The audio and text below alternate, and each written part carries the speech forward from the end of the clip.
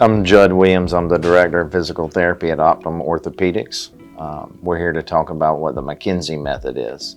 The McKenzie Method is a method of analysis and treatment of a musculoskeletal disorder. It's most widely recognized for treatment of neck pain, back pain, sciatica, leg pain, but it can apply to any musculoskeletal injury, sprain, strains, chronic pain, headaches. What's unique about the McKenzie Method and the certification, mechanical diagnosis and treatment, is it looks at the way the body functions rather than chasing symptoms. We look at the mechanics of the problem. We actually identify the problem rather than chase symptoms. The goal of the McKenzie approach is self-management by the patient.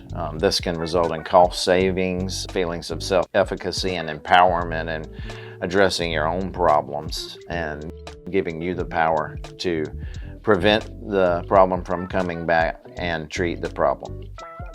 Yeah, I love using the method. It's changed the way I practice, and this late in practicing, it's rare to find something that changes the way you treat.